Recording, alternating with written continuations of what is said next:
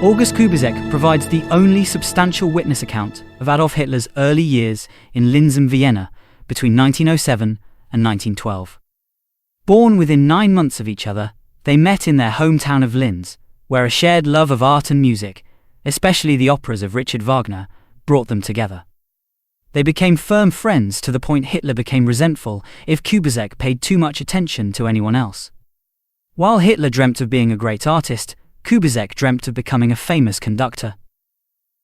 In 1907, Hitler moved to Vienna while August Kubizek remained in Linz to work as an apprentice for his father's upholstery business, which was destined to become his trade. But Hitler somehow managed to persuade Kubizek's father to allow August to join him in Vienna and be allowed to pursue his musical ambitions. Thus the two friends were reunited and shared a room in Vienna.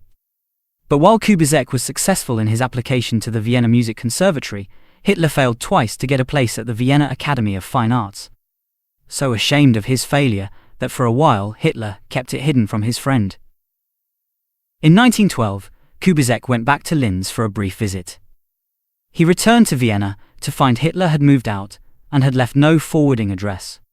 He was not to see Hitler again until 26 years later, in 1938. Kubizek embarked on what promised to be a successful musical career, but cut short by the outbreak of the First World War in 1914. Following the war, he became a council official. In 1938, Hitler, by now the most powerful man in Germany, was paying a visit to his hometown of Linz when he agreed to meet up with Kubizek. They met in a hotel lounge and reminisced for an hour. Hitler offered to revive his old friend's musical career, but Kubizek, by now 50 years old, declined the offer. But he did accept Hitler's offer of funding his 3 sons through music school, and for years to come, Hitler would send birthday presents to Kubizek's elderly mother. August Kubizek reminded Hitler of an occasion when, together in Linz, they went to see a performance of Wagner's Rienzi. Hitler had come out mesmerized, as if in a trance. Hitler gripped Kubizek's hands and, quote, spoke of a mission that he was one day to receive from our people, in order to guide them out of slavery, to the heights of freedom. Hitler remembered the occasion well, looked wistfully at his old friend, and said, "It began at that hour." In 1939 and 1940, Hitler invited Kubizek to sit with him at the Bayreuth Festival in Bavaria, an annual celebration of the music of Richard Wagner. The occasions were, according to Kubizek, in words reminiscent of Hitler's style, the happiest hours of my earthly existence. Thus, their friendship ended where it had begun 30 years before.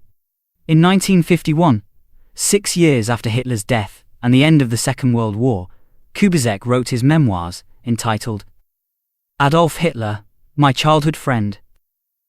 In it, he declared, "No power on earth could compel me to deny my friendship with Adolf Hitler." August Kubizek died, aged 68, on the 23rd October 1956, in his hometown of Linz, the very day the Hungarian Revolution broke out.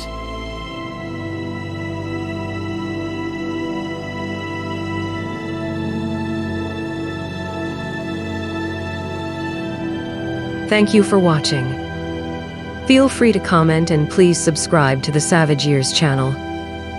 And don't forget to hit the bell icon to be notified of future episodes covering the World Wars, the Cold War, German, Russian, and Soviet history, and much more.